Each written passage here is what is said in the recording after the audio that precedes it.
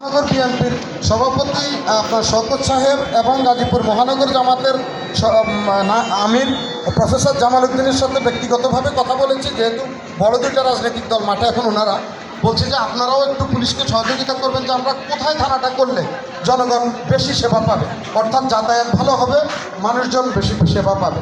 তো এইভাবে আমি বাসন থানাকে দুটো অলরেডি আমি পরিকল্পনা করে ফেলেছি। শুধু অর্থ মন্ত্রণালয় বরাদ্দ হলে আমরা বাড়ি ভাড়া নিয়ে কার্যক্রম শুরু করব।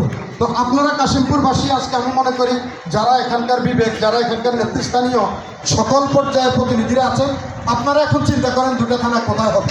যেটা এখানে আছে এটা কাশিমপুরই থাকলো, আরেকটা থানা কোথায় হবে, কী নাম হবে, কোন জায়গায় হলে ভালো হবে, নিজেদের মধ্যে কথা বলে আপনারা ওসি এসির মাধ্যমে আমাদেরকে জানাবেন বা আপনাদের নেতৃবৃন্দের মাধ্যমে জানাবেন।